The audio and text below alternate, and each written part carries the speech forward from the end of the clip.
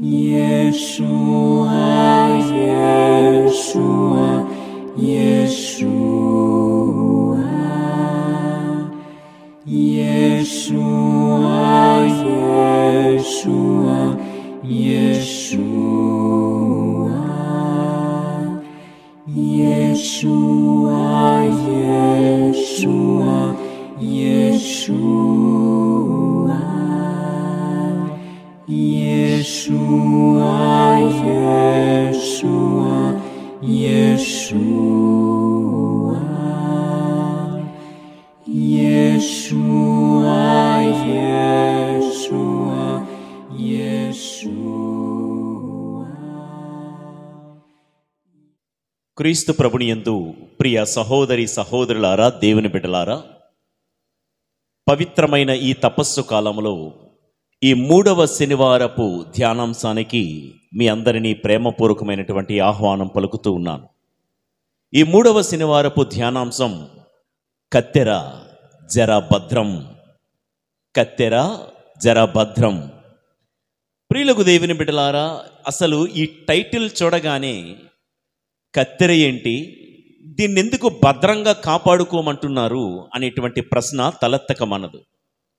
లోకంలో ఎన్నో ఆయుధాలు చూస్తూ ఉన్నాము, రకరకాల కత్తులు, రకరకాల కత్తెరలు. బైబిల్ గ్రంథంలో మనం మాట్లాడుకోబోతున్నటువంటి ఈ కత్తెర యొక్క భాష్యం ఏమిటి, దాని అర్థం పరమార్థం ఏమిటి, పరిశుద్ధాత్మ దేవుడు ఈ కత్తెరతో జాగ్రత్త, ఈ కత్తెరను భద్రంగా కాపాడుకో సుమి అని మనందరికీ ఎందుకు హెచ్చరిస్తున్నారో మనం విందాం. మూలవాక్యాలుగా ఇప్పుడు నేను మీకు చదివి వినిపించే మాటలు యిర్మీయా గ్రంథం 52వ అధ్యాయం 18వ వచనము, రాజుల 2వ గ్రంథం 25వ అధ్యాయం 14వ వచనము, రాజుల దినవృత్తాంతాలు 2వ గ్రంథం 4వ అధ్యాయం 22వ వచనము, రాజుల మొదటి గ్రంథం 7వ అధ్యాయము 50 వచనాల్లో ఇప్పుడు నేను చదివి వినిపిస్తున్నటువంటి మాటలు మీకు కనిపిస్తాయి. వారు బలిపీఠము మీది బూడిదనెత్తు గరిటెలను, పల్లెములను, దీప సామగ్రిని, జంతు బలులు అర్పించినప్పుడు ఎత్తు పట్టు పాత్రలను, సాంబ్రాణి పొగ వెయ్యుటకు వాడు గిన్నెలను, ఇంకను దేవాలయమున వాడు రకరకముల కంచు పరికరములను బాబిలోనియాకు కొనిపోయిరి. సందర్భాన్ని వివరిస్తాను. ఇదే మాటలు మీరు తర్వాత నిర్గమకాండం 25వ అధ్యాయం 31వ వచనాన్ని కూడా మీరు దృష్టిలో పెట్టుకొని చదవండి. మీకు రెఫరెన్స్లు అయితే ఇచ్చాను. ఇప్పుడు నా వైపు చూస్తూ దేవుడి వాక్యాన్ని ధ్యానించండి. సొలొమోను రాజు కట్టించినటువంటి దేవాలయములో రకరకాల పాత్రలు వాడుతూ ఉండేవాళ్ళు. ఆరాధనకు, దేవునికి బలి అర్పణ చేయడానికి, ధూప అర్పణ చేయటానికి, ఉదాహరణకి గంగాలము, ఇత్తడి తొట్టె, మరి దేవుని యొక్క ప్రత్యక్ష గుడారములో రొట్టెలు భద్రపరిచే బల్ల, ఆ రొట్టెలను మరి పేర్చడానికి 2 బంగారు పళ్ళాలు, ఇలా రకరకాల పరికరాలు వాడుతూ ఉండేవారు. ఇప్పుడు చూడండి, మనం దివ్య బలి పూజలో రకరకాల పాత్రలు, రకరకాల పరికరాలు మనం ఎలాగైతే వినియోగిస్తున్నామో, పాత నిబంధన గ్రంథములో సొలొమోను రాజు కట్టించిన యెరూషలేము దేవాలయములో కూడా ఆరాధనకు రకరకాల పరికరాలు వాడేవారు. అయితే ముఖ్యమైనటువంటి పరికరం ఏంటంటే, దేవుని యొక్క మందసం, అంటే ప్రత్యక్ష గుడారము ఉన్నటువంటి చోటులో ఒక దీపస్తంభం నిత్యము వెలుగుతూ ఉండేది. దీపస్తంభం అంటారు దాన్ని. హనుకా అని దీన్ని పిలుస్తూ ఉంటారు హీబ్రూ భాషలో. మీరు చాలా ఫోటోల్లో చూసే ఉంటారు. హనుకా అంటే ఈ అర్ధచంద్రాకారంలో ఉండే ఒక 7 దీపాలు ఉన్నటువంటి ఒక వెలుగుచున్నటువంటి దీపస్తంభం అన్నమాట. అయితే దీపస్తంభం చాలా ప్రధానమైనదండి. ఈ దీపస్తంభంపై 7 దీపాలు దేవాలయములో రాత్రంతా వెలుగుతూనే ఉంటాయి. 7 దీపాలు దీపస్తంభం మీద ప్రత్యక్ష గుడారములో రాత్రంతా వెలుగుతూనే ఉంటాయి. మర్నాడు ఆ దీపాలను మరలా వెలిగించాలంటే ప్రధాన అర్చకుడు వచ్చి, అంతవరకు రాత్రంతా మండాయి కదా దీపస్తంభం మీద ఆ దీపాలు, ఆ దీపాల మీద ఒత్తిలి మీద ఉన్నటువంటి నుసిని మసిని ఒక బంగారు కత్తెరతో కత్తిరిస్తాడన్నమాట. నా మాటలు జాగ్రత్తగా వినండి. ఇప్పుడు నేను చెప్పే ఈ ఉపోద్ఘాతపు మాటలు మీరు వింటేనే నేను చెప్పే ప్రసంగం అంతా మీకు అర్థమవుతుంది. మరొకసారి వివరిస్తాను. యెరూషలేము దేవాలయములో ప్రధానమైనటువంటి భాగం దేవుడి యొక్క మందసం, అంటే ప్రత్యక్ష గుడారం ఉన్న చోటు. ఆ గుడారములో అత్యంత ప్రధానమైనటువంటి ఆరాధనకు వాడే పరికరం ఏంటంటే దీపస్తంభం. ఈ దీపస్తంభాన్ని హనూకా అని పిలుస్తారు. ఈ దీపస్తంభం మీద 7 దీపాలు రాత్రంతా దేవాలయములో వెలుగుతూనే ఉంటాయి. ప్రధానార్చకుడు ప్రతిరోజు సాయంకాలం వచ్చి చేసే పని ఏంటంటే రాత్రంతా వెలిగినటువంటి ఆ దీపపు ఒత్తుల మీద ఉన్నటువంటి నల్లటి నుసి మసిని బంగారు కత్తెరతో కత్తిరించి ఒత్తులను సరిచేసి మరనాడు ఆ దీపాలన్నీ మరింత ప్రకాశవంతంగా వెలగడానికి ప్రయత్నం చేస్తూ ఉంటాడు. ఇది నేను ఇప్పుడు మీతో మాట్లాడబోయే ఒక ధ్యానాంశం.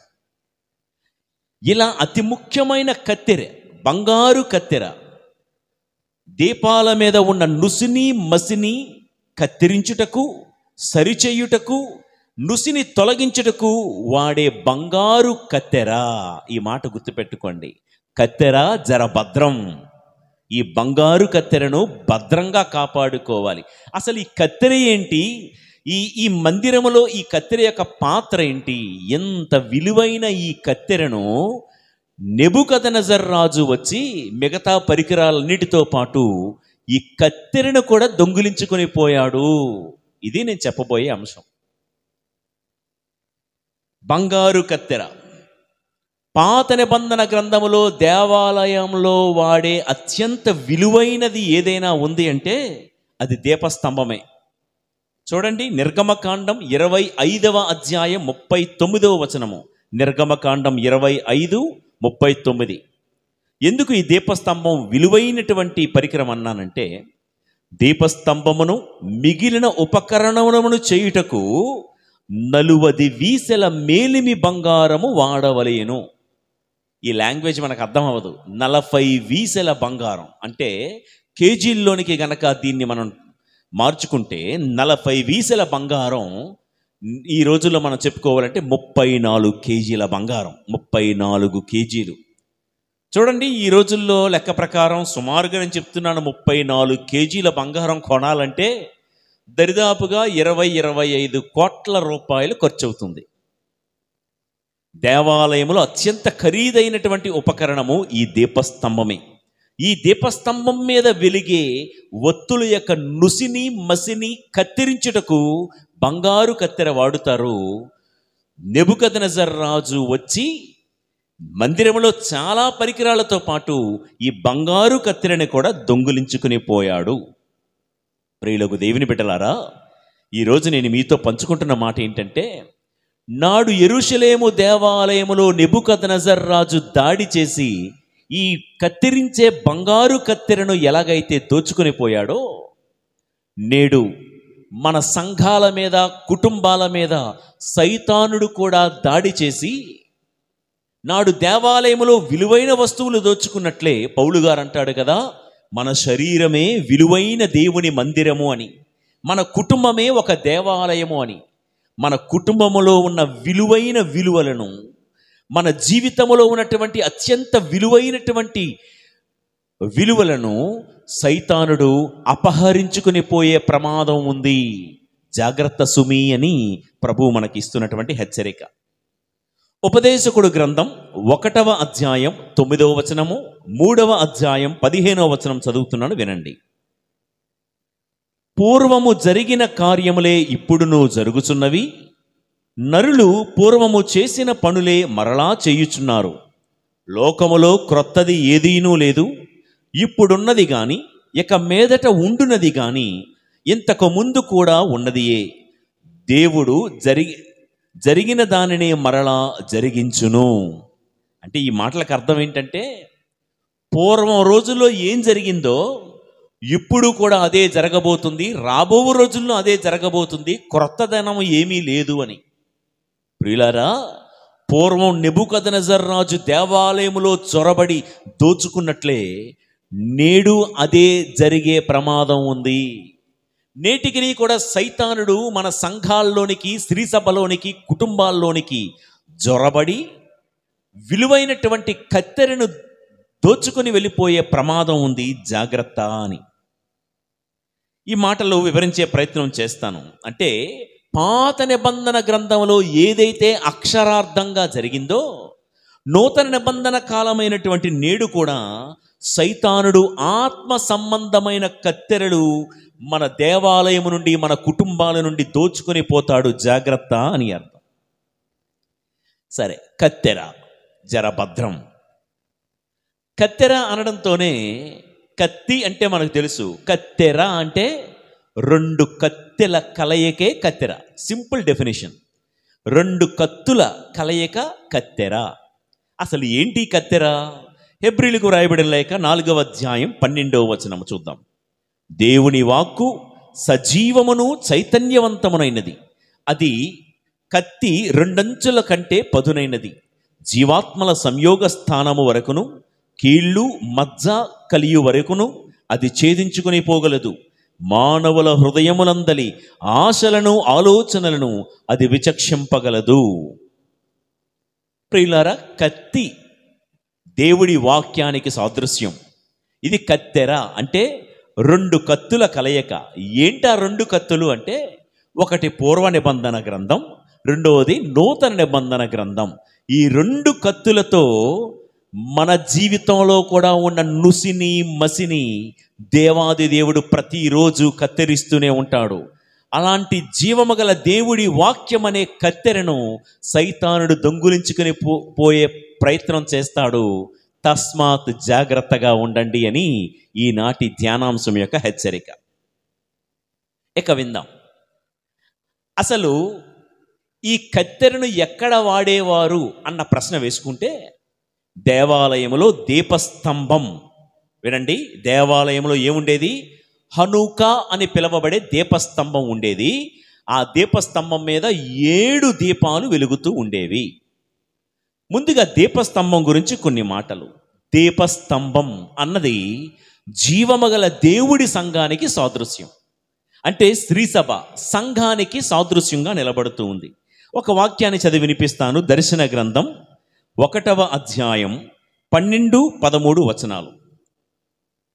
నాతో సంభాషించుచున్నది ఎవరో తెలుసుకొనుటకై వెనుకకు తిరిగి తిని, అట నేను 7 సువర్ణ దీపస్తంభములను చూచి తిని, వాని మధ్య మనుష్య కుమారుని పోలిన ఒకడు ఉండెను. ప్రియులారా, ఇక్కడ వాక్యం విన్నాం కదా. దేవుడు 7 దీపస్తంభాల మధ్య ఉన్నవాడు అని మనం అక్కడ వింటున్నాం.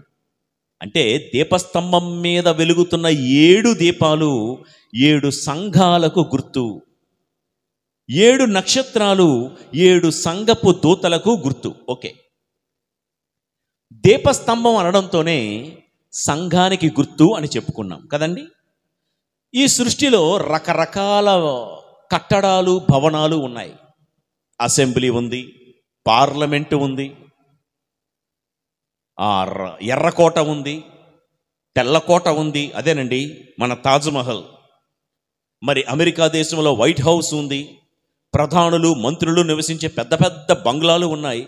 ఇవన్నీ పెద్ద కట్టడాలు, మంచి కట్టడాలు కాదు అని నేను అన్న, కానీ దేవుడి దృష్టిని ఆకర్షించినటువంటి గొప్ప కట్టడం ఏంటో తెలుసా?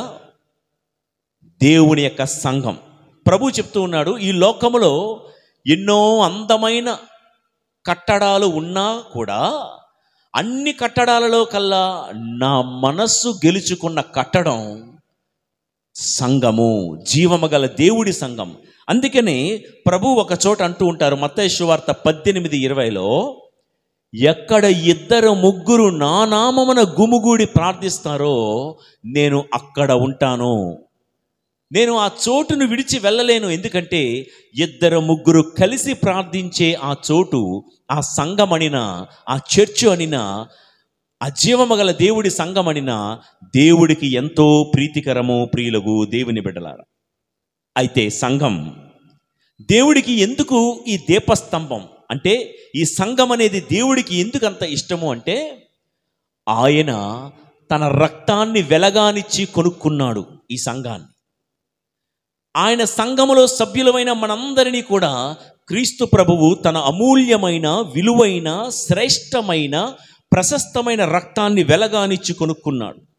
మూల్యమే చెల్లించలేని అమూల్యమైన క్రీస్తు రక్తముతో కొనబడిన సంఘాన్ని ఈ లోకములో ఉన్న ఏ కట్టడాలతోనూ, ఏ బిల్డింగ్లతోనూ మనం పోల్చలేము. ఇక్కడే ఒక మాట, ఎంత క్రీస్తు రక్తముతో కొనబడిన సంఘం జీవము గల దేవుడి సంఘం. అందులో సభ్యులమైన మనమందరము విలువైన క్రీస్తు రక్తంతో కొనబడ్డాం కదా. ప్రపంచంలో దేనికైనా వెల కట్టగలమేమో కానీ క్రీస్తు రక్తానికి వెల కట్టేవాళ్ళు ఎవరూ లేరు. కాబట్టి నా ప్రియ దేవుని బిడ్డలారా, ఇక్కడే ఒక పాఠాన్ని నేర్చుకుందాం. ఆయన సంఘములో సభ్యులమైన మనం ఎవరో నాకు విలువ ఇవ్వలేదని, ఎవరో నన్ను గుర్తించటం లేదని, నన్ను ఒక విలువలేని వారిగా జమగడుతున్నారని ఏనాడు కృంగిపోవద్దు, వేదన పడవద్దు.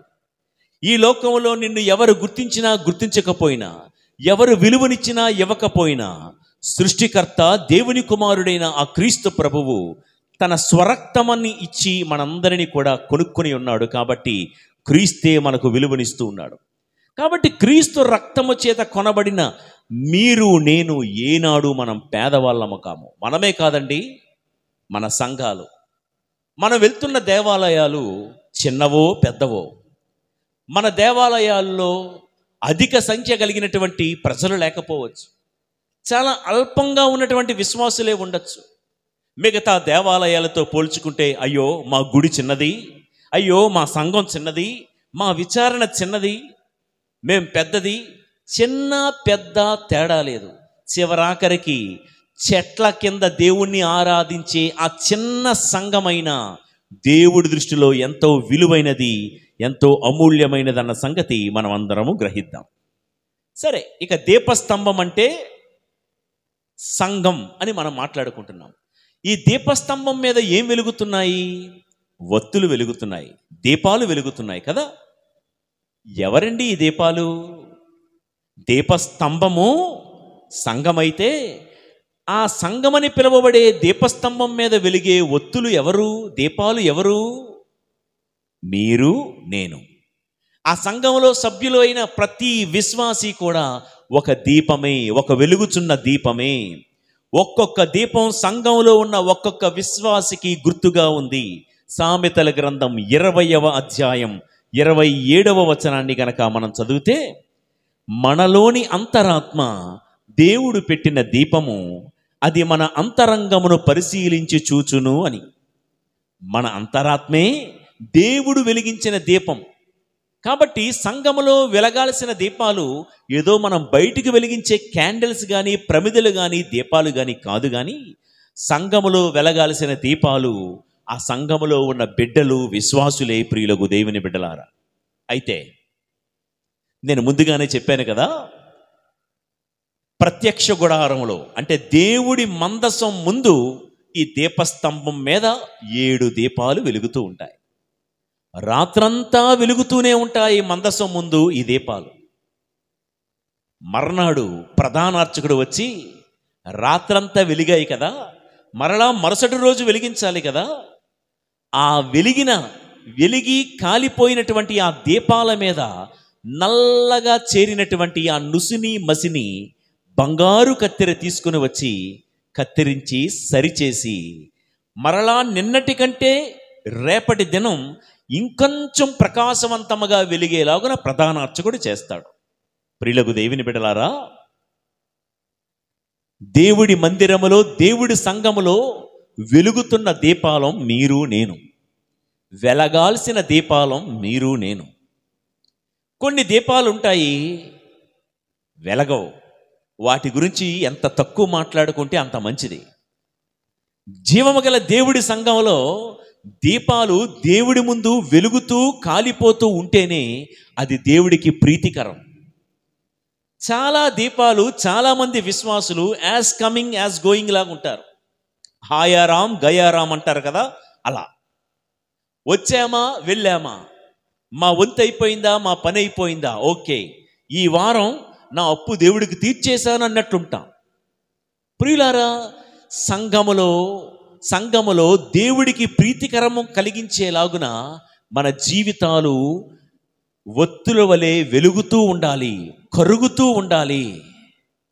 దేవుడికి ఏదో రూపంలో సంఘంలోకి వచ్చాము అంటే, చెప్పులు స్టాండ్ దగ్గర చెప్పులు కాపలా కాసే దానికి మొదలు ఆలయాన్ని శుభ్రం చెయ్యడం, ఏదో రూపంలో నువ్వు పాటగాడవైతే పాటలు పాడుతూ, లేకపోతే అషర్స్గా ఏదైనా వాలంటీర్స్గా సేవ చేయాలంటే సేవ చేయడం, ఏదో ఒక రూపంలో ఏదో ఒక పనిలో ఏ ప్రతిఫలము ఆశించకుండా దేవుడి మందిరములో, జీవము గల దేవుడి సంఘములో వెలుగుతూనే ఉండాలి. ఇప్పుడు నేను మీతో మాట్లాడుతున్న మాటలు వెలగలేని దీపాల గురించి మాట్లాడుకోవడం అనవసరం. వెలిగే దీపాలు రాత్రంతా వెలిగాయి కాబట్టి ఇక్కడొక మాట, దీపాలు వెలిగాయి, బానే ఉంది. వెలుగుతున్న దీపాలకే, వెలుగుతున్న ఒత్తులకే నుసి మసి చేరే ప్రమాదం ఉంది, అవకాశం ఉంది. గుర్తించండి, వెలగని దీపాలు ఎప్పుడూ అలానే ఉంటాయి. వాటికి నుసి మసి ప్రమాదం లేదు. అలాగని వెలగలేదు కాబట్టి దేవుడి సంఘములో నిరుపయోగమైనటువంటి ఒత్తులు నిన్న అలా ఉన్నాయో ఈరోజు అలానే ఉంటాయి. బ్రతుకులో తేడా ఉండదు, వారి జీవన విధానంలో తేడా ఉండదు. ఉన్నాయంటే ఉన్నాయి, ఉన్నామంటే ఉన్నాము, అంతే. కానీ వెలిగే దీపాలు నువ్వెంతగా వెలుగుతావో దేవుడి మందిరములో అంతగా నుసి చేరే ప్రమాదం ఉంది. వివరిస్తాను. నా ఈ మాటలకు అర్థం ఏంటంటే, ఉదాహరణకి మీరు ఒక సంఘానికి వెళ్తున్నారు, ఆ దేవాలయంలో చురుగ్గా పాలు పంచుకుంటున్నారు, ఆ దేవాలయంలో ఆరాధనలో పాటలు పాడుతూ ఉన్నారు మీరు, లేదా వాయిద్యాలు మీటుతూ ఉన్నారు. దేవుడి మందిరంలో పాటలు పాడుతూ వాయిద్యాలు మీటుతూ ఆరాధన మొత్తం వెలుగుతున్న మీకు నుసి చేరే ప్రమాదం ఉంది. ఎప్పుడైనా గమనించారా?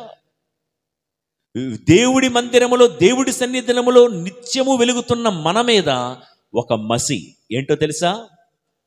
నా అంతటోడు లేడు అని అనుకునే మసి, నన్ను మించి ఇక ఎవరు పాడలేరు అని అనుకునేటంత, భ్రమసిపోయేటంత మసి మన జీవితపు ఒత్తుల మీద చేరచ్చు. అసలు నాలాగా వాయిద్యాలు ఎవరూ మీటలేరు, ఈ సిటీలో ఎవరైనా ఉన్నారా అలాంటి వాళ్ళు అని మనలో మనము అనుకుని భ్రమపడిపోయే మసి మనలో చేరచ్చు. నేను మందిరానికి వెళ్ళకపోతే, నేను గనక దేవాలయానికి వెళ్ళకపోతే అక్కడ పాటలు పాడేది ఎవరో, ఈ దేవాలయానికి నేనే దిక్కు, నేను తప్ప వేరే దిక్కు లేదు అని అనుకునే మసి చేరచ్చు.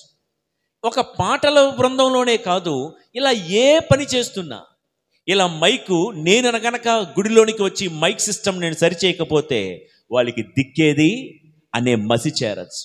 ఇలా ఏ చిన్న దేవుడు ఒక టాలెంట్ ఇచ్చినా ఆ టాలెంట్ మనం దేవుడి కోసం వినియోగిస్తూ మనము వెలుగుతూ ఉన్నప్పుడు, ప్రియులారా, అంతెందుకు వాక్యం బోధిస్తున్నా నాకే మసి చేరచ్చు.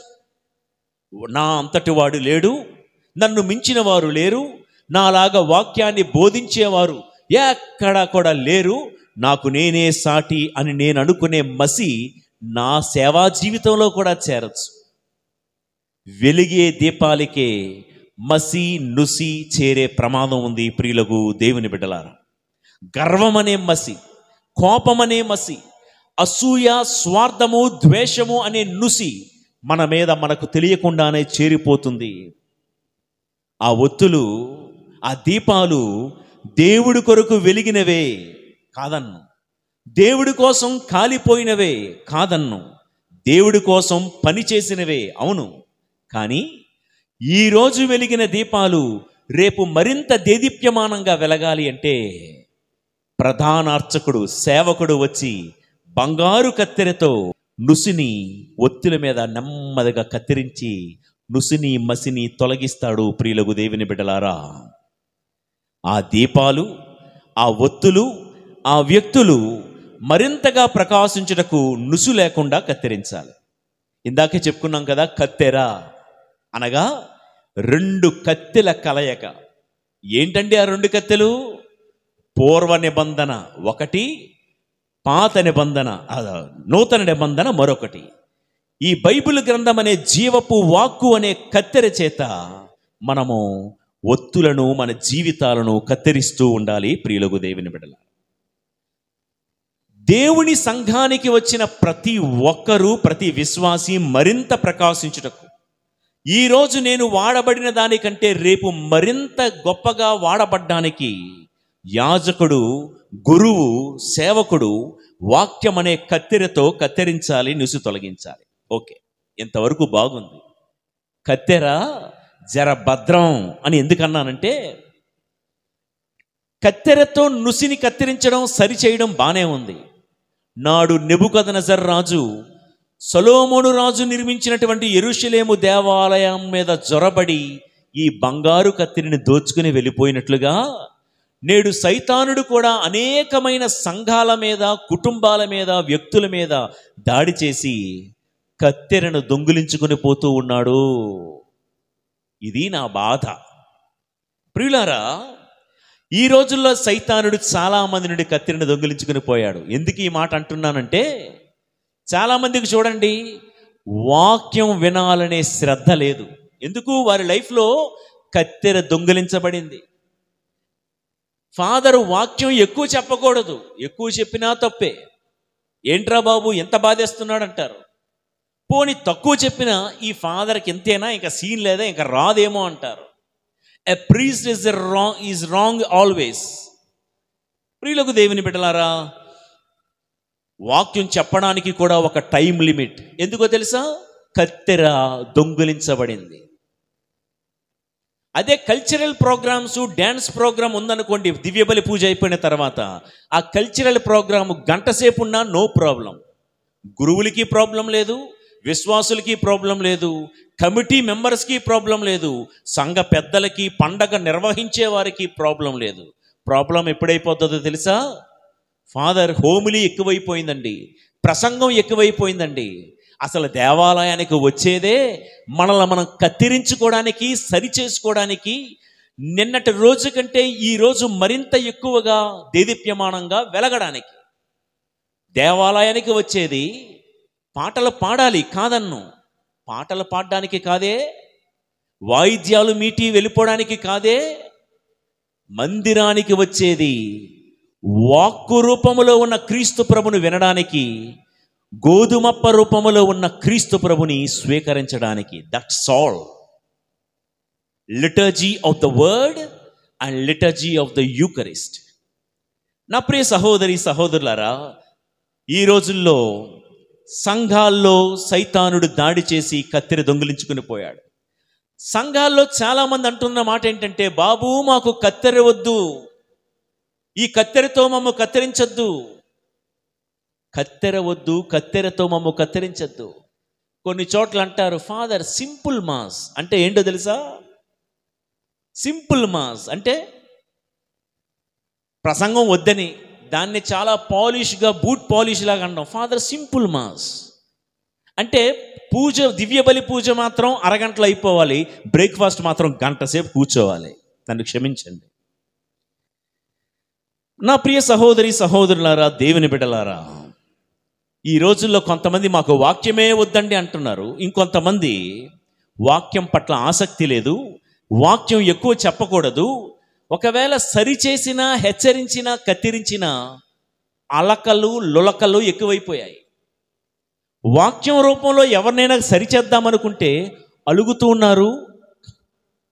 మరి ఫీలింగ్స్ ఎక్కువైపోతున్నాయి. ప్రియులకు దేవుని బిడ్డలారా, సైతాను చాలా మంది నుండి కత్తెరను దొంగిలించేసింది. మాలాంటి సేవకుల నుండి కూడా సైతానుడు కత్తెర దొంగిలించుకుని పోయాడు. అందుకనే వాక్యాన్ని కూర్చొని ప్రిపేర్ చేయాలి అనేటువంటి తపన చాలామందిలో లేదు. వాక్యాన్ని, ప్రసంగాన్ని ప్రిపేర్ చేసుకోవడానికి ఎంత సమయం వెచ్చిస్తున్నామో, మిగతా వాటికి ఇంకెంత సమయం వెచ్చిస్తున్నామో ఒక్కసారి మనస్సాక్షిగా ఆత్మ పరిశీలన చేసుకుందాం. నా తోటి సేవకులందరము, విశ్వాసులు కూడా, విశ్వాసుల జీవితంలో నుంచి కూడా కత్తెర దొంగిలించబడింది, సంఘాల నుండి కూడా కత్తెర దొంగిలించబడింది. మిమ్మల్ని ఒక ప్రశ్న అడగనివ్వండి. నన్ను, మీ దేవాలయాల్లో, మీ విచారణలో, మీరుంటున్న చోట, మీ కుటుంబాల్లో కానీ కత్తిరించే అనుభవాలు ఉన్నాయా? కత్తిరించే అనుభవాలు ఉన్నాయా? విశ్వాసులు క్రమం తప్పినప్పుడు, దారి తప్పినప్పుడు, ఒకవేళ వాక్యానికి భిన్నంగా ప్రవర్తిస్తేనో, దేవుడికి బాధ కలిగించే విధంగా ఒకవేళ ప్రవర్తిస్తూ ఉంటేనో, హెచ్చరించి గద్దించే సేవకులు మీ సంఘంలో ఉన్నారా? హెచ్చరించి గద్దించే తల్లిదండ్రులు మీ కుటుంబాల్లో ఉన్నారా? హెచ్చరించి గద్దించే ఉపాధ్యాయులు మీ పాఠశాలలో, కాలేజెస్లో ఉన్నారా? ఈ రోజుల్లో చూసి చూడనట్లు వెళ్ళిపోయే ఫాదర్లు అంటే వాళ్ళకి ఎక్కువ ఫ్యాన్స్ ఉంటారు. సారీ, అందులో నేను కూడా ఉన్నానేమో. ఏం జరుగుతున్నా చూసి చూడనట్లు వెళ్ళిపోవాలి, ఎవరిని ఏమనకూడదు. అప్పుడు మా ఫాదర్ గారు బంగారం. నా ప్రియులారా, దేవుడు మా చేతికి ఈ కత్తెరనిచ్చింది. పౌలు గారు అంటారు కదా, దేవుడి వాక్యము హెచ్చరించుటకును, తప్పులు సరిదిద్దుటకును, ఖండించుటకును దేవుడి వాక్యం పరిశుద్ధాత్మ దేవుడు రాయించాడు. పోని ఒకవేళ అలా కత్తిరించే సేవకులు, పెద్దలు ఉన్నా, వినే విశ్వాసులు, వాటిని విని విధేయించే విశ్వాసులు ఎంతమంది? ఒక్కసారి ఆత్మ పరిశీలన చేసుకుందాం. సో ఇప్పుడు మీకు విషయం అర్థమైంది కదండి. కత్తెర జర భద్రం. కత్తెర అనగా దేవుడి వాక్యం. ఎందుకు ఈ కత్తెర? మన మీద పేరుకొని పోయినటువంటి నుసిని, మసిని కత్తిరించి సరిచెయ్యాలి. నువ్వు కత్తిరించనివ్వకపోతే ఏ రోజుకు ఆ రోజు వాక్యపు కత్తెర చేత మనలో పేరుకొని పోయినటువంటి నుసిని, మసిని మనం తొలగించుకోకపోతే గర్విష్టిగానే మనం చనిపోయే ప్రమాదం ఉంది. కోపిష్టిగానే చనిపోయే ప్రమాదం ఉంది. దురాశపరుడుగానో, అసూయాపరురాలుగానో మరణించే ప్రమాదం ఉంది. ప్రియులకు దేవుని బిడ్డలారా, 2 ఉదాహరణలు చెప్తాను. 2 కుటుంబాలను పరిచయం చేసి ఈ యొక్క అంశాన్ని ముగిస్తాను. మొదటిది హేరోదు కుటుంబం, రెండోది దావీదు కుటుంబం. ఈ రెండింటిలో నాది ఏ కుటుంబం? ఇదే మన ప్రశ్న. నాది ఏ కుటుంబం? ముందుగా హేరోదు గారి కుటుంబం. ఈ హేరోదు అన్యాయస్తుడు, అక్రమస్తుడు, దుర్మార్గుడు, పరమ కిరాతకుడు, నీచుడు. ఇక తెలుగులో ఇటువంటి మాటలు ఏమున్నాయో అన్నీ పెట్టుకోండి. ఎందుకంటే హేరోదు తన తమ్ముడి భార్య, ఫిలిప్పు భార్య హేరోదియాపై కన్నేసి ఆమెతో అక్రమ సంబంధం పెట్టుకుంటున్నారు. ఇంతకంటే ఎక్కువ నేను వివరించలేను. హోషేయ గ్రంథం 4వ అధ్యాయం 11వ వచనం చదువుతున్నాను. ప్రభువు ఇట్లనుచున్నాడు, క్రొత్తది పాతదినైన మద్యము వలన నా ప్రజలకు మతిపోయినది. ఏంటంటే ఈ మాట? మద్యము వలన నా ప్రజలకు మతి చెడింది అని సాక్షాత్తు ప్రభువే తన ప్రజలను గురించి చెప్తున్నమాట. మద్యము వలన నా ప్రజల మతి చెడింది అంటే పిచ్చెక్కింది అని. ఈ హేరోదు రాజు ఆ టైపు. మద్యం వల్ల మత్తెక్కినటువంటి హేరోదు రాజు తన తమ్ముడి భార్య అయిన హేరోదియాతో కాపురము చేస్తూ అక్రమ సంబంధం పెట్టుకున్నా కొంచెమైనా సరే సోయ లేకుండా, అసలు తన పాపం చేస్తున్నాడనే మతి లేకుండా లజ్జాకరంగా సిగ్గుమాలిన తనంతో బ్రతుకుతూ ఉన్నాడు. వ్యామోహంలో పేకల్లోతు మునిగిపోయాడు. ఇలాంటి పనులు చేస్తూ మద్యం వల్ల మతి చెడినటువంటి హేరోదు దగ్గరికి బప్తిస్మ యోహాను వెళ్ళాడు. బప్తిస్మ యోహాను సాదాసీదా మనిషి కాదు. సాక్షాత్తు క్రీస్తు ప్రభువే ఇతని గురించి ఏమన్నారంటే, అతడు మండుచూ ప్రకాశిస్తున్నటువంటి దీపము లాంటి వాడు అని. క్రీస్తు ప్రభువు ఇతని గురించి వేరే చోట ఏమన్నారంటే, స్త్రీ కడుపున పుట్టిన వారిలో బప్తిస్మ యోహాను కంటే గొప్పవాడు లేడు అని. అలాంటి గొప్ప సేవకుడు, నాలాంటి సేవకులైనా ఎవరైనా సరే జీవితంలో ఒక్క రోజైనా బప్తిస్మ యోహానులాగా సేవ చేసి చచ్చిపోవాలని అనుకుంటారు. అంత గొప్ప సేవకుడు ఆయన. ఎంత గొప్ప సేవకుడైన బప్తిస్మ యోహాను హేరోదు దగ్గరికి వెళ్ళి అలాంటి సేవకుని పంపించలేదండి. చూడండి, దేవుడు కూడా హేరోదుని ఎంతగా ప్రేమిస్తున్నాడో. మతి చెడి సిగ్గుమాలిన పని చేస్తున్న ఆ హేరోదు దగ్గరికి మామూలు సాదాసీదా బోధకుని పంపించలేదు. ద బెస్ట్ బోధకుని పంపిస్తున్నారు. అయితే బప్తిస్మ యోహాను వెళ్ళి హెచ్చరించి గద్దించి కత్తెర పట్టుకొని నుసి మసి కత్తిరించడానికి ప్రయత్నిస్తూ ఉంటే హేరోదు రాజు తన మీద వాలినటువంటి నుసిని మసిని వదుల్చుకోవడానికి తొలగించుకోవడానికి ఇష్టపడని హేరోదు ఏం చేశాడో తెలుసా? గద్దించిన సేవకుడైన బప్తిస్మ యోహాన్ని చెరలో వేయించాడు. అంత మాత్రమే కాదు, శిరచ్ఛేదన చేయించాడు, పొట్టన పెట్టుకున్నాడు హేరోదు. నా ప్రియ సహోదరి సహోదరులారా, ఈరోజు వాక్యాన్ని విందాం. ఒకవేళ హేరోదు కుటుంబంలాగా నేను కూడా ఉన్నానేమో. మనం చేస్తుంది తప్పు, నువ్వు నడిచే నీ నడక, నీ నడవడిక, నీ చూపు, నీ ఆలోచన సరికాదు అని మనల్ని హెచ్చరిస్తున్నటువంటి బప్తిస్మ యోహానును పోలినటువంటి సేవకులు ఉండడం మన అదృష్టంగా భావించాలి. ప్రియులకు దేవుని బిడ్డలారా, ఈ సందర్భంలో ఎప్పుడో ఒకసారి చెప్పాను, ఒకసారి జ్ఞాపకం వస్తుంది. దేవాలయానికి ఒక తల్లి కూతురు, తల్లి కొడుకు ఎప్పుడు వస్తూ ఉండేవారు. వాళ్ళతో కూడా నాకు చాలా పరిచయం. ఆ అబ్బాయి చిన్నప్పటి నుండి చూస్తున్నాను, బాగానే ఉండేవాడు, పొందిగ్గా ఉండేవాడు. ఉన్నట్టుండి ఇంటర్మీడియట్ వచ్చేసరికి ఆ అబ్బాయి యొక్క హెయిర్ స్టైల్లో చిన్న తేడా. ఈ స్పైక్స్ అంటారే, ఇట్లా ఇట్లా చిన్న చిన్న కొమ్ముళ్లాగా ఉంటాయి పొడుచుకున్నట్టుగా.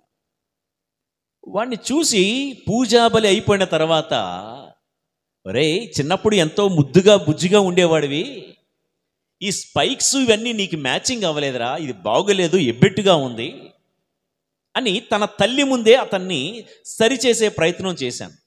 వీడింటికి వెళ్ళిపోయి వాళ్ళ అమ్మతో అంటాడంట, ఆ ఫాదర్కి నేను స్పైక్స్ పెట్టుకుంటే ఆయనకెందుకు, నేను గుండు చేసుకుంటే ఆయనకెందుకు, నేను పైకి దువ్వితే ఆయనకెందుకు, పక్కకు దువ్వితే ఆయనకెందుకు, ఆయన పనేదో ఆయన చూసుకోవచ్చు కదా, ఆయన పనేంటి వాక్యం చెప్పడం, దివ్యబలి పూజ అర్పించడం, మా డ్రెస్ గురించి మా హెయిర్ స్టైల్ గురించి ఆయనకెందుకు, నెక్స్ట్ సండే నుంచి నేను గుడికి వెళ్ళను, వెళ్తే నువ్వు వెళ్ళు, నేను ఇంకో ప్యారిష్కి వెళ్ళిపోతాను అన్నాడంట. మామూలుగా మిగతా తల్లులైతే పిల్లలకు వత్తాసు పలుకుతారు కదా, మా పిల్లోడు బంగారం, మా అమ్మాయి దేవత, ఏం చెప్తే అది, నువ్వు వెళ్ళిపోతావా, నువ్వు గుడికి రావా, అయితే నేను కూడా నీ వెనకాతల వేరే ప్యారిష్కి వెళ్ళిపోతాను. అవును నిజమే, నువ్వు అన్నట్టుగా ఆ ఫాదర్కి ఏం పని, కన్న తల్లిని నేనే అనలేదు నిన్ను, ఆయన ఎవడు అనడానికి అని అనే తల్లిదండ్రులు కూడా ఉంటారేమో, నాకు తెలియదు. కానీ ఈ మాటలు విన్న ఆ తల్లి కొడుకుని సరిచేస్తూ, ఆయన అన్నదాంట్లో తప్పేముందిరా, నిజానికి కన్న తల్లిగా ఈ మాట చెప్పాల్సింది నేను, ఒక్క మాట చెప్తాను వింటావా, ఆయన ఎక్కడో పుట్టాడు, ఎక్కడో పెరిగాడు, కొన్ని సంవత్సరాలు మన మధ్య పని చేయడానికి మన దగ్గరికి వచ్చాడు. ఆయన అనుకోవడానికి చెప్పుకోవడానికి ఆయన రక్త సంబంధికులం కాము, ఆయన చుట్టాలం కాము, మనం ఆయన బంధువులం కాము. కానీ ఆయన పనిగట్టుకొని మన దగ్గరికి వచ్చి మన తల వెంట్రుకలు కూడా పట్టించుకునే సేవకుడు ఉండడం మన అదృష్టంరా. మన తల వెంట్రుకలే పట్టించుకున్నాడు అంటే మన ఆధ్యాత్మిక జీవన స్థితిని ఇంకెంతగా పట్టించుకుంటాడో చూడు అని తల్లి రకరకాలుగా శుద్ధులు ఆ అబ్బాయికి నేర్పించి మరుసటి ఆదివారం తీసుకుని వచ్చి, నాకు జరిగిందేం తెలియదు, వెళ్ళిపోయారు వాళ్ళు, ఇదంతా మాట్లాడుకుంటూ నెక్స్ట్ సండే వచ్చి ఈ అబ్బాయి పూర్తిగా గుండు చేసుకుని వచ్చాడు. ఆ అబ్బాయిని చూసేసరికి నాకు బాధ వేసింది. అరే నేను అన్న మాటకి ఫీల్ అయిపోయాడా, గుండు చేసుకున్నాడా, అరే సారీరా నేను అన్న మాటకి నువ్వు ఇలా గుండు చేసుకున్నావేంటి అంటే, ఫాదర్ మీరన్న మాటకు నేనేదో ఫీల్ అయిపోయి గుండు చేసుకోలేదు, దేవుడి మందిరములో ఇది ఒక ఆటంకంగా ఉంది అని మీరు వేలెత్తి చూపించారు కదా, జీవము గల దేవుడి సంఘములో ఆటంకంగా ఉన్న ఏ నుసైనా మసైనా నేను తొలగించుకుంటాను. అది నా తల వెంట్రుకలే కాదు, నా ప్రవర్తనలో ఏ లోటు ఏ తేడా ఉన్నా నేను బ్రతుకు దినములన్నీ కూడా మీరు నన్ను ఎక్కడున్నా కరెక్ట్ చేసే సర్వ హక్కులు మీకు నేను ఇస్తున్నాను ఫాదర్ అని చెప్పి ఆ అబ్బాయి చెప్తూ ఉంటే, అలాంటి తల్లి అలాంటి కొడుకు ఉన్న సంఘాలు దేదీప్యమానంగా వెలుగుతాయి. ప్రియులకు దేవుని బిడ్డలారా, అంటే కత్తిరించుకోవడానికి సిద్ధపడినటువంటి ఈ తల్లి కొడుకుల భవిష్యత్తు ఉజ్వలంగా ఉంటుంది. కానీ ఇక్కడ బప్తిస్మ యోహాను యొక్క హెచ్చరికలు పెడచెవిని పెట్టి చెరసాలలో వేయించి శిరచ్ఛేదన చేయించి పొట్టన పెట్టుకున్నాడు. ప్రియులకు దేవుని బిడ్డలారా, ఈ రోజుల్లో తమతో పాటు పాపాల్లో పాలు పంచుకున్న సేవకుడు నాయకుణ్ణి ఎవరు ఏమనరండి. I'm sorry. ఇక ప్రజలతో పాటు మమేకమై వాళ్ళతో పాటు తానా అంటే తందానా అనేటువంటి సేవకులకు నాయకులకు ఈ రోజుల్లో మంచి రోజులే. పోయిన వారం నేను నా ప్రసంగంలో చెప్పాను కదా, ఈ యుద్ధ భూమిలో మనం అలుపెరగకుండా పోరాడాలే కానీ ప్రతిఫలం ఇక్కడ ఆశిస్తే అక్కడ ప్రతిఫలం ఉండదు.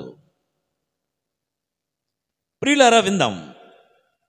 ఈ రోజుల్లో తమతో పాటు పాపాలలో పాలు పంచుకున్న సేవకులకు కానీ, నాయకులకు కానీ, గురువులకు కానీ, ఉపాధ్యాయులకు కానీ పెద్ద ప్రమాదం లేదు. మరి ఎవరికి ప్రమాదం?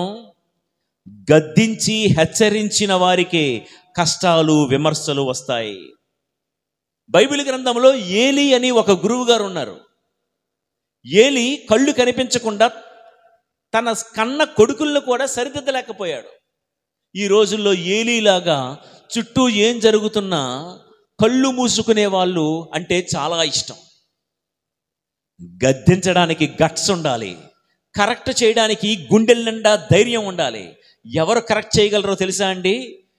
ఏ లోపము ఏ దోషము లేని వాళ్ళే ఫేస్ టు ఫేస్ మాట్లాడి నువ్వు ఇలా చేసింది నువ్వు తప్పు కదా అని చేయగలరు. తప్పించుకొని పోయేవారు ఎవరో తెలుసా అండి? తమలో లొసుగు పెట్టుకున్న వాళ్ళు ఇతరులను సరిదిద్దలేరు, ఖండించలేరు, పేరుకుపోయినటువంటి నుసి మసి తొలగించలేరు.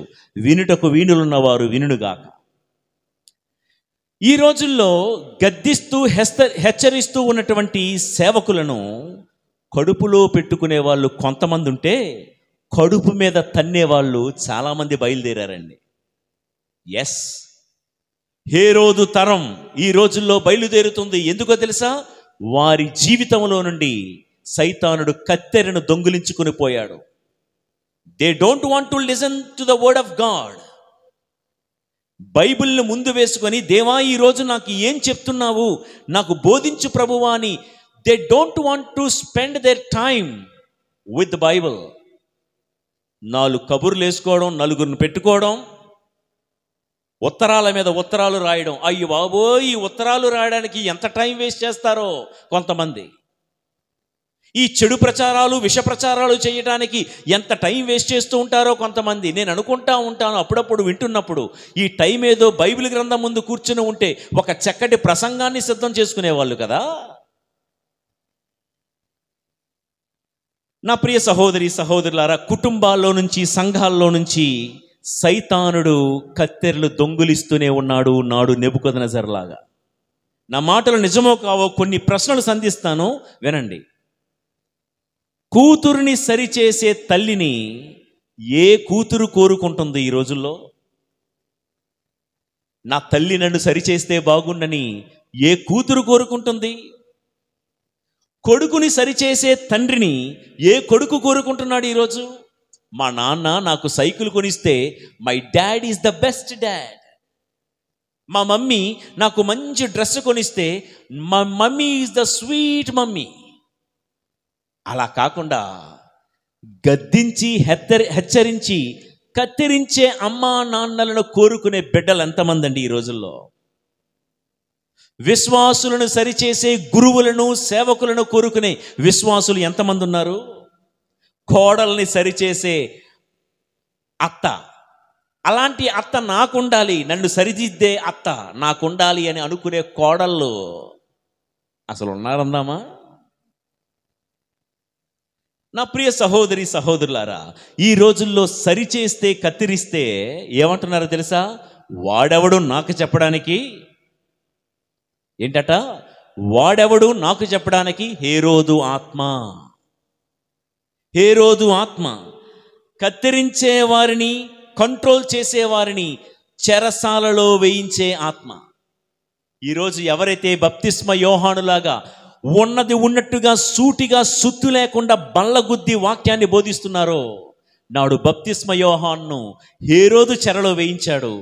ఈరోజు జీవమగల దేవుడి సంఘం కోసం ఎప్పుడెప్పుడు విశ్వాసపు ఆత్మల మీద పేరుకుని పోయినటువంటి నుసిని మసిని తొలగిద్దామని ఆరాటపడుతున్న ఎంతో మంది సేవకులను ఈరోజు అరెస్టు చేసే దుష్టతరం హేరోదు ఆత్మ బయలుదేరుతుందంటే అతిశయోక్తి కాదు.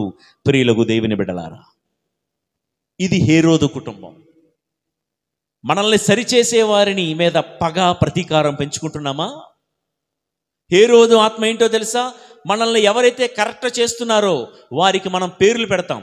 వాళ్ళంటే నేనంటే వాళ్లకు గిట్టదండి, ఈ ఫాదర్ది వేరే కులం, అందుకనే మా మీద పడిపోతూ ఉంటాడు, అందుకే మన కులపోల మీద ఆయన అలా మాట్లాడుతున్నాడు. ఒక కులం పేరు చూపించో, ఒక ప్రాంతీయ పేరు చూపించో, ఒక వర్గం పేరు చూపించో కత్తిరించాల్సిన వారిని కత్తిరించనివ్వకుండా అడ్డుపడుతున్న నీవెవరో తెలుసా? హేరోదు ఆత్మ కలిగిన హేరోదు కుటుంబం. మద్యము వలన మతి చెడినటువంటి హేరోదు, ఆయన స్టోరీ చివరికి ఎలాగైందంటే పిచ్చెక్కి చచ్చిపోయినట్లుగా చరిత్ర మనకు చెప్తూ ఉంది. ప్రియులకు దేవుని బిడ్డలారా, ఇక రెండో కుటుంబం దావీదు గారి కుటుంబం. దావీదు ఏం చేశాడంటే తనను గద్దించినటువంటి సేవకుణ్ణి సింహాసనం మీద కూర్చోబెట్టాడు. తనను హెచ్చరించినటువంటి నాతాను ప్రవక్త యొక్క పేరును తరతరాలు నిలిచిపోయేలా చేశాడు. ఏంటో విందాం. మీ అందరికీ తెలిసిందే కదా, సమూవేలు 2వ గ్రంథం 12వ అధ్యాయంలో నాతాను యొక్క మందలింపు, దావీదు యొక్క పశ్చాత్తాపం. మీరు తర్వాత చదువుకోండి ఆ విషయాలన్నీ కూడా. దావీదు బెత్షెబాతో చేసిన పాపం అది దేవుడికి తెలిసింది. వెంటనే దేవుడు నాతాను ప్రవక్తను పంపించాడు. ఒక చిన్న ఉపమానము ద్వారా, నీకున్న పెద్ద పశువుల మంద ఉంది కదా, పక్కవాడికి ఉన్న లేకగాని ఉన్నటువంటి ఒక్కగానొక చిన్న ఆ మేక కోణను కూడా నువ్వెందుకు కాజేశావు? రాజా, నీవే ఆ చిన్న కోణను కూడా కన్న కూతురులాగా చూసుకుంటున్న ఆ మేక పిల్లను దొంగిలించిన దొంగవు నువ్వే అని నాతాను దావీదు మీద సూటిగా వేలెత్తి చెప్పాడు. నువ్వే ఆ హంతకుడివి, నువ్వే ఆ దొంగవి అని హెచ్చరిస్తూ ఉంటే, లోకంలో సామెత ఉంది కదా, రాజుగారు తలంచుకుంటే దెబ్బలకేం కొదువా అని. ఎవరక్కడ? ఈ నాతానును వెంటనే తల తీయించండి అంటే చిటికలో పని దావీదుకి. కానీ హేరోదు ఆత్మ లాంటిది కాదే దావీదు ఆత్మ.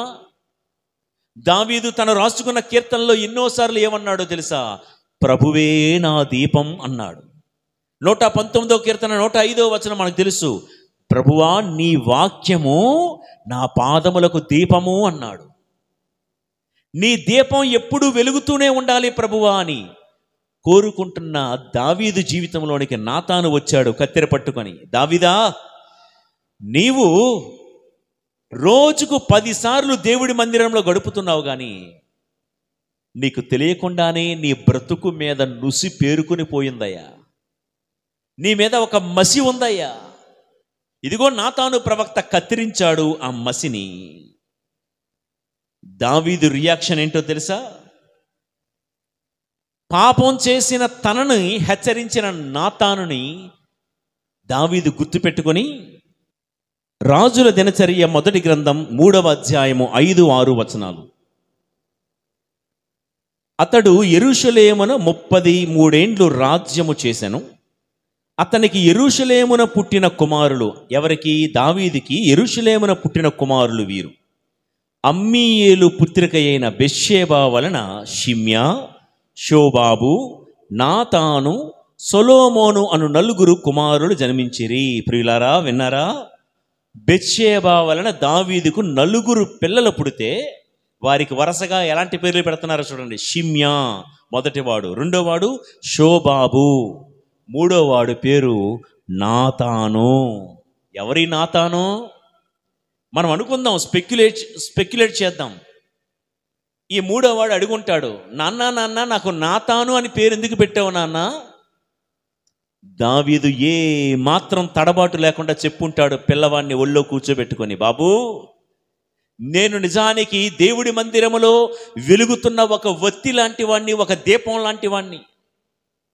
నా జీవితంలో కూడా ఒక మసి, ఒక నుసి చేరింది. నేను చేసిన తప్పును సరిచేసి నన్ను కత్తిరించడానికి ఒక ప్రవక్త వచ్చాడు మన ఇంటికి నువ్వు పుట్టక ముందు. ఆ ప్రవక్త పేరు నాతాను. నా బ్రతుకు బుగ్గిపాలు కాకుండా, నా బ్రతుకు నరకము పాలు కాకుండా, నన్ను ఎక్కడ ఎలా కత్తిరించాలో సరిచేయాలో నన్ను సరిచేసి నా దీపం ఆరిపోకుండా వెలిగించిన ఆ ప్రవక్త నాతాను పేరు, ఆయనను జ్ఞాపకం చేసుకోవడానికి ఆయన పేరు నీకు పెట్టాను అన్నాడు. ప్రియులకు దేవుని బిడ్డలారా, గద్దించిన నాతాను ప్రవక్త యొక్క పేరును తన బిడ్డకు పెట్టి తరతరాలు జ్ఞాపకం చేసుకుంటున్నాడు. ప్రియులకు దేవుని బిడ్డలారా, ఈ రోజుల్లో ప్రజలు ఎట్లా తయారయ్యారంటే, మనల్ని ఏ గురువన్నా ఒక మాట అంటే ఆ ఫాదర్ పేరు మన ఇంటిలో ఎత్తడానికి వీలు లేదు అని భీష్మించుకొని కూర్చునే విశ్వాసుల తరం ఎక్కువైపోతుంది. ఇది హేరోదు ఆత్మ, ఇది హేరోదు ఆత్మ. నా ప్రియ సహోదరి సహోదరులారా, నాతాను ప్రవక్తను జ్ఞాపకం చేసుకున్నాడు. మనలో ఎంతమందికి మనకు జ్ఞానస్నానం ఇచ్చిన గురువు గారి యొక్క పేరు ఇంకా జ్ఞాపకం ఉంది? మనలో ఎంతమందికి మనల్ని సరిచేసి మనల్ని కరెక్ట్ చేసినటువంటి మన స్కూల్ ప్రిన్సిపల్ గారి యొక్క పేరు ఇంకా జ్ఞాపకం ఉంది? ఉంటే మంచిదే, లేకపోతే తెలుసుకోవడానికి ప్రయత్నించండి. దావీదు తన బిడ్డతో అంటాడు, బాబు, నేటికి నా దీపం వెలగడానికి కారణం ఆ రోజు నన్ను కత్తిరించి సరిచేసిన నాతాను అనే సేవకుడు అని. ఈ రోజుల్లో మనకు కావలసింది సర్దుబాటు కాదు, దిద్దుబాటు. ఈ రోజుల్లో మనకు కావాల్సింది సమర్థింపు కాదు, మందలింపు. నా మాటలు వింటున్నారా? ఏం జరిగినా సర్దుకుపోదాం, రండి సర్దుకుపోదాం, అడ్జస్ట్ అయిపోదాం. నో నో నో, సర్దుబాటు కాదు, దిద్దుబాటు. తప్పు చేసామా, దిద్దుకొని కత్తిరించుకొని ముందుకు వెళ్ళిపోవాలి. ఈ రోజుల్లో మనకు కావాల్సింది సమర్థింపు కాదు. ఏదైనా తప్పు చేసామా, మనం ఒక బ్యాచ్, మనం బరంపురం, సో ఒక బ్యాచ్ కాబట్టి మనం అందరం సమర్థించేసుకుందాం. మనుషులం కదా అండి, ఆ మాత్రం తప్పు చేయమా అండి? బలహీనలం కదండి. సమర్థింపు కాదు ఈ రోజుల్లో కావాల్సింది, మందలింపు. కత్తెరలు దొంగిలించబడితే మందలింపు ఎక్కడుంటుంది, దిద్దుబాటు ఎక్కడుంటుంది? ప్రియులకు దేవుని బిడ్డలారా, సరే, ఈ ప్రధాన యాజకుడు వెలుగుతున్న ఒత్తిల మీద, దీపాల మీద నుసిని మసిని కత్తిరిస్తాడని విన్నాం. ఆ కత్తెర వాక్యము అని ఇంతవరకు విన్నాం. ఆ కత్తెరకు ఇంకో అర్థం కూడా ఉంది, శ్రమలు అని. కత్తెరతో దేవుడు ఒక్కొక్కసారి మనల్ని కత్తిరించే ప్రయత్నం చేస్తాడు.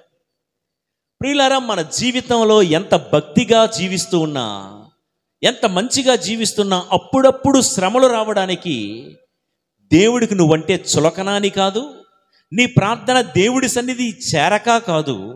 శ్రమలు బాధలు ఒక్కొక్కసారి మన జీవితంలోనికి వస్తున్నాయంటే నీ మీద కోపంతో కాదు, నీ మీద పగ తీర్చుకోవడానికి కాదు, కానీ నీ మీద పేరుకొని పోయినటువంటి మసిని దేవుడు తొలగించడానికే శ్రమలు పంపిస్తూ ఉంటాడు. కొన్నిసార్లు దేవుడు దెబ్బలు, శ్రమలు మన మీద ఉన్న మసి తొలగిపోవడానికే ఉపయోగిస్తారు. మనల్ని మరింతగా రాటుదేలే విధంగా, దేదీప్యమానంగా వెలిగించడానికే. చూడండి, సామెతల గ్రంథం 20వ అధ్యాయం 30వ వచనములో, తప్పు చేసిన వారికి దెబ్బలు మరీ మంచి శిక్ష, దెబ్బల వలన నరుల మనస్సులోని బుద్ధులు మారును. చక్కటి మాట, మరొకసారి విందాం. తప్పు చేసిన వానికి దెబ్బలు మంచి శిక్ష, దెబ్బల వలన నరుల మనస్సులోని బుద్ధులు మారును. వింటున్నారండి ఈ మాట? కొన్ని దెబ్బలు, కొన్ని శ్రమలు మంచివే. ఈ దెబ్బలు గనక మన జీవితంలోకి రాకపోతే మన బుద్ధులు మారవంట. వాక్యం చెప్తా ఉంది, నేను కాదు. అవునండి, కరోనాకు ముందు నాకు తెలిసిన ఒక కుటుంబం, వాళ్ళు భార్యాభర్తలు ఇద్దరు కూడా చక్కగా సంపాదించే కుటుంబం, వారికి ఏ లోటు కూడా లేదు, చాలా విలాసవంతమైనటువంటి జీవితం జీవించేవారు. కరోనా వలన, లాక్డౌన్ తదితర కార్యక్రమాల వలన మరి జీవనోపాధి చాలామంది జీవితాలు గల్లంతైపోయాయి. కొంతమంది ప్రైవేట్ ఉద్యోగస్తులు. వీరి జీవితంలో కూడా అలానే ఈ భార్యాభర్తలు ఇద్దరు కూడా సంపదకు నోచుకోక అంతవరకు ఎంతో విలాసవంతమైన జీవితం జీవించినటువంటి వీళ్ళు చివరికి రోజుకి 1-2 కేజీల బియ్యం కొనుక్కునే స్థాయికి వచ్చేశారు. మరలా కరోనా లాక్డౌన్ గట్రా అయిపోయిన తర్వాత, మళ్ళా జీవితం ఆరంభించిన తర్వాత వాళ్ళు నా ముందుకొచ్చి కనబడితే వాళ్ళని అడిగాను, పూర్వం ఎంతో వైభవంగా ఎంతో విలాసవంతంగా జీవించేవాళ్ళు కదా, ఇప్పుడు పూట పూటకి మీరు శ్రమించాల్సి వస్తుంది, ఎంత బాధ వలన మీకు మనసులో బాధ లేదా, ఇబ్బంది లేదా అంటే వాళ్ళు ఏ మాత్రం తడబాటు లేకుండా, బిడియం లేకుండా చెప్పే మాట ఏంటో తెలుసా? ఈ దెబ్బే గనక తగలకపోతే మా జీవితంలో మేము ఏనాడు కుటుంబ ప్రార్థన చేసి ఉండేవాళ్ళం కాము ఫాదర్. అప్పుడుకు ముందు ఏదో ఆదివారం పూట గుడికి వచ్చి 1 గంట సేపు కూర్చొని వెళ్ళిపోయే వాళ్ళం, కానీ 2 చేజేతులా మేము సంపాదిస్తున్నప్పుడు కన్ను మిన్ను కానరాని ఆ రోజుల్లో మా కుటుంబంలో ఏ ఒక్కరోజు కూడా దీపాన్ని వెలిగించలేదండి మేము. ఎప్పుడైతే దెబ్బ మీద దెబ్బలు తగిలాయో మా బుద్ధులు మారాయి. ఈరోజు తినడానికి మాకు పెద్ద ఐశ్వర్యాలు లేకపోవచ్చు, కానీ 3 పూటల కుటుంబం అంతా కలిసి మేము ప్రార్థనలో గడపగలుగుతున్నాము. నేటికి కూడా మాకు ఏ లోటు లేకుండా చేసుకుంటుంది ఆ దేవుడే. ఒక పూట తిండి లేకపోయినా ఈరోజు మేము బ్రతకగలం, కానీ ఒక పూట ప్రార్థన చేయకపోతే ఊపిరాడనివ్వని ఫీలింగ్లో మేము బ్రతుకుతున్నాం ఫాదర్ అని చెప్పే మంచి విశ్వాసులు మన మధ్యే, మన తరంలోనే బ్రతకడం నిజంగా నా అదృష్టంగా నేను భావిస్తున్నాను ప్రియులకు దేవుని బిడ్డలారా. కాబట్టి దెబ్బలు మనసులోని బుద్ధులు మారుస్తూ ఉంది అని. ఒక్కొక్కసారి ఈ శ్రమల ద్వారా, ఈ బాధల ద్వారా మన మీద పేరుకుని పోయినటువంటి మసిని నుసిని దేవుడు కత్తిరిస్తూ ఉంటాడు ప్రియులారా. ఉదాహరణకి హార్ట్లో, గుండెలో మల్టిపుల్ బ్లాక్స్ ఉన్నాయి అని చెప్పారనుకోండి, బాగా క్రొవ్వు పేరుకుపోయింది, బాగా ఫ్యాట్స్ ఉన్నాయి. ఏం చేయాలి? ఆ క్రొవ్వును కోసేస్తేనే, దాని మీద కత్తి ఘాటు, బ్లేడు ఘాటు పడితేనే ఆపరేషన్ ద్వారా మళ్ళా గుండె సజావుగా కొట్టుకోవడం ప్రారంభిస్తూ ఉంది. అప్పుడే మరణం తప్పి జీవం సిద్ధిస్తూ ఉంది. అలా కాదు, కొవ్వు పట్టిన నా గుండె మీద కత్తిరించడానికి వీలు లేదు, స్టెంట్ పెట్టడానికి వీలు లేదు, పేస్ మేకర్ వేయడానికి వీలు లేదు, I have never been to the hospital అని నువ్వు అన్నావు అనుకో, కొలెస్ట్రాల్ వల్ల గుండె అక్కడే ఆగిపోయే ప్రమాదం ఉంది. అవునా కదా? కొన్నిసార్లు దెబ్బలు తగలడం మంచిదే. లైఫ్లో గాయాలు నీలో ఉన్న చెడును తొలగించి మంచిని పెంచడానికే. వెనకడకు ఒక పెద్ద ఆయన, అమ్మో నాకు గోరు చుట్టూ ఉందని చెప్పి ఇంత వేలికి ఇంత తగిలించాడంట, అదేది నిమ్మకాయ. నేనే పని చేయకూడదు ఇలా పట్టుకొని ఉన్నాడంట. అరే పోనీ ఏదైనా ఇంకో పని చేయి, నో గోరు చుట్టూ అంటున్నాడు. పోనీ ఏదైనా కొంచెం పని, నో గోరు చుట్టూ అన్నాడు. ఇలా 2-3 రోజులు ఉంటే భరించలేక పక్కన ఉన్న కాయన చిన్న ఏదో తీసుకొని అట్లా పొడిచాడంట గోరు చుట్టూ మీద. ఒక్కసారి ఆ చిన్న బాధ అబ్బా అన్నాడంట. ఆ రసంతా కారిపోయిన తర్వాత కాయ ఇట్స్ గాన్. దెబ్బలు మంచివే. గోరు చుట్టుందని 3 రోజుల పాటు ఏ పని పాట లేకుండా ఉన్నటువంటి వ్యక్తికి ఒక్కసారి ఆ చిన్న దెబ్బ వల్ల రసంతా తొలగిపోవగానే మళ్ళా తన పని తాను చేసుకోగలిగాడు. ప్రియులారా, దేవుడు మరీ భరించలేనంత గాయాలు మనకివ్వడండి. ఇప్పుడు యాజకుడు వచ్చి ఒత్తిని మరీ కింద వరకు, అంచుల వరకు ఏం కత్తిరించాడు, జస్ట్ పైన అలా ఎక్కడైతే నుసి మసి ఉందో అక్కడ పైన అలా కత్తిరిస్తాడండి. మన జీవితంలో కూడా మనకొచ్చే బాధలు కానీ శ్రమలు కానీ మరీ మనం భరించలేనంత ఇదిగా దేవుడు మనకు ఇవ్వరు ప్రియులకు దేవుని బిడ్డలారా. దేవుడు మనల్ని కొట్టినట్లే ఉంటారు, కానీ అది మనం మరీ భరించలేనంతగా దేవుడు మనల్ని కొట్టరు అన్న సంగతి జ్ఞాపకం చేసుకుందాం. నేను ముగిస్తున్నా. కత్తెర జర భద్రం. ఇప్పుడు కత్తెర యొక్క విలువ అర్థమైంది కదండి. ప్రతి కుటుంబంలోనూ ప్రతి సంఘంలోనూ కత్తెరతో కత్తిరించే వాళ్ళు బయలుదేరాలి. మనకంటే పెద్దలు కానీ గురువులు కానీ వాక్యం ద్వారా మనల్ని కత్తిరిస్తూ ఉంటే ఆ కత్తిరింపును మనం అంగీకరించే విశ్వాసులుగా మనం మారాలి. హేరోదు కుటుంబమా, దావీదు కుటుంబమా, నీదే కుటుంబం అని దేవుడు మనల్ని ప్రశ్నిస్తున్నాడు ఈరోజు.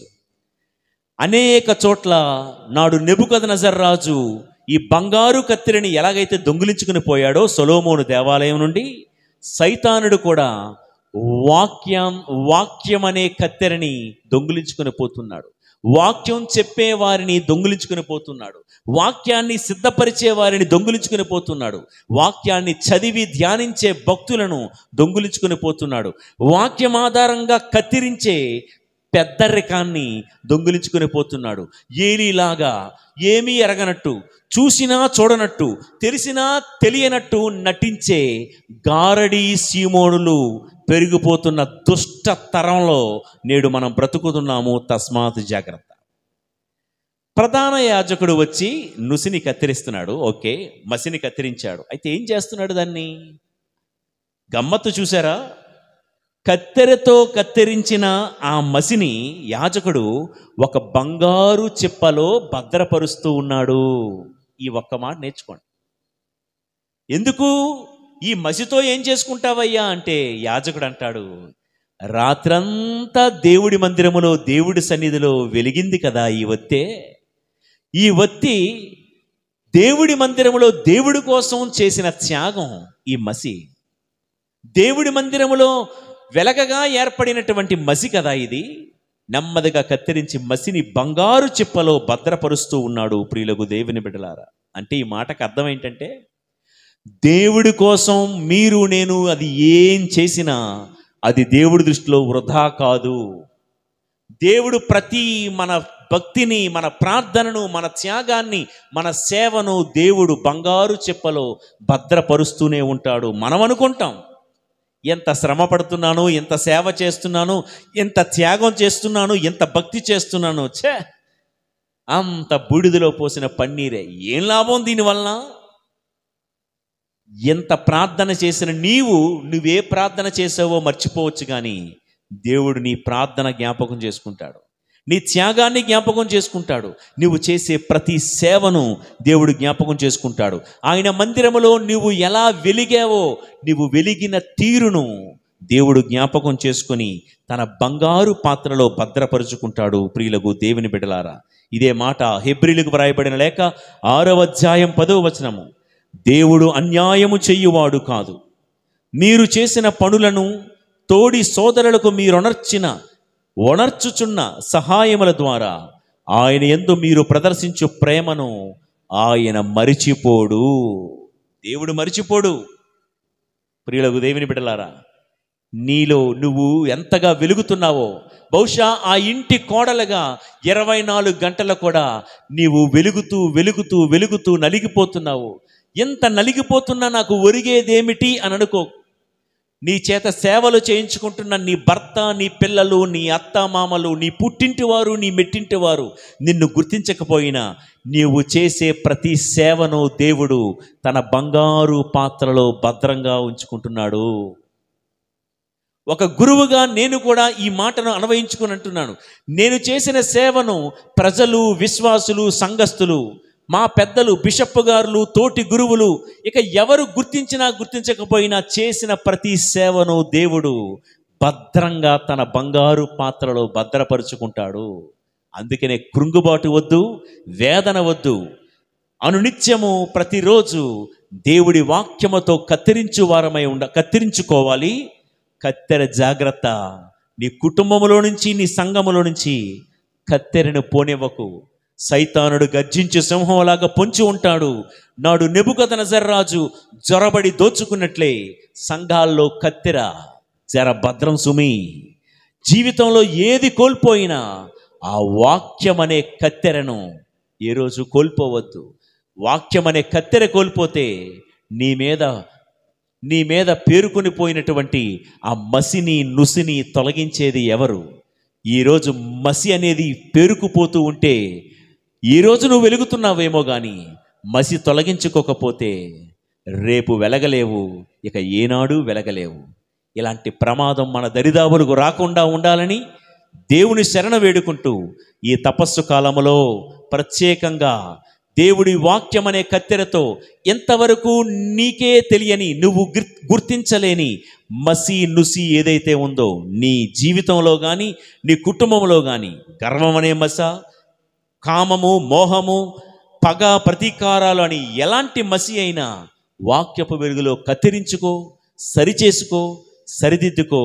తద్వారా ఈరోజు వెలిగేదానికంటే రేపటి దినము ప్రభు మందిరములో మరింత దేదీప్యమానముగా నీవు, నీ కుటుంబము, నీ సంఘము వెలుగునుగాక. దేవాది దేవుడు మనందరిని దీవించి కాపాడుగాక. ఆమేన్. ప్రభువు మీతో ఉందురుగాక. మీ ఆత్మతో నుండునుగాక. సర్వశక్తి గల సర్వేశ్వరుడు పితా, పుత్ర, పవిత్రాత్మ దేవుని దీవెనలు సర్వదా మీకు తోడై ఉండి మిమ్ము బలపరిచి కాపాడునుగాక. ఆమేన్.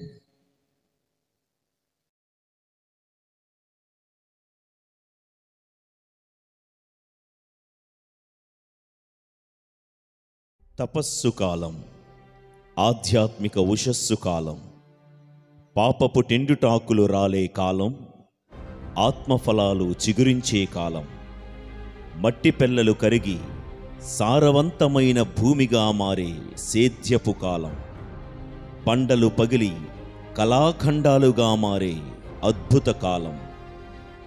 ఈ విభూతి బుధవారంతో యుద్ధం మొదలవుతుంది. ఈ యుద్ధంలో నిలవాలి, గెలవాలి. ఈ తపస్సు కాలంలో కోడూరు మాతతో సిలువ చెంత తపస్సప్త శనివారాల ఆరాధనలో పాల్గొని ఈ తపస్సును ఉషస్సుగా, ఎడారిని ఏదేనుగా మార్చుకుందాం రండి. కోడూరు మాత పుణ్యక్షేత్రములో తపస్సు కాలములో వచ్చే 7 శనివారాల్లో మన ధ్యానాంశాలు: 1వ శనివారం ఉపవాసమా, అపహాస్యమా? 2వ శనివారం మారాలి, మార్చాలి. 3వ శనివారం కత్తెర, జరభద్రం. 4వ శనివారం ఏమైంది ఈ సంఘానికి? 5వ శనివారం దేవుని చేతిలో ఉంటే ఏమవుతుంది? 6వ శనివారం జీవితం మురికైతే ఇక అంతేనా? 7వ శనివారం కలువా, నీకు ఇంతుందా? ఇత్యాది ధ్యానాంశాలను తపస్సప్త శనివారాల్లో మనం ధ్యానించుకోబోతూ ఉన్నాము. ప్రతి శనివారం ఉదయం 8 గంటల నుండి అఖండ జపమాల, అనంతరం పరిశుద్ధ శిలువ మార్గం, దివ్య సప్రసాద ఆరాధన, కరుణ జపమాల, వాక్కు పరిచర్య, దివ్య బలి పూజ అనంతరం ప్రతి ఒక్కరికి ప్రేమ విందు కలదు. ప్రియులారా, తపక్కాలములో పాప పశ్చాత్తాప పాదయాత్రకు మీ అందరినీ ప్రేమతో ఆహ్వానిస్తూ ఉన్నాము. మార్చి నెల 2వ శనివారం అనగా మార్చి 9వ తేదీ పాప పశ్చాత్తాప పాదయాత్ర కోడూరు మాత పుణ్యక్షేత్రంలో నిర్వహించబడును. విశ్వాసులందరూ మీ మీ ప్రాంతాల నుండి పుణ్యక్షేత్రానికి పాదయాత్రగా తరలివచ్చి ఆరాధనలో పాల్గొనండి. ఈ కార్యక్రమాలన్నిటినీ స్ట్రీమ్స్ ఆఫ్ గ్రేస్ అనే యూట్యూబ్ ఛానల్ ద్వారా వీక్షించగలరు. ప్రేమతో ఆహ్వానిస్తున్న వారు విశ్వాసులందరితో కలిసి మీ ఫాదర్ యుగల్ కుమార్ పసుపులేటి.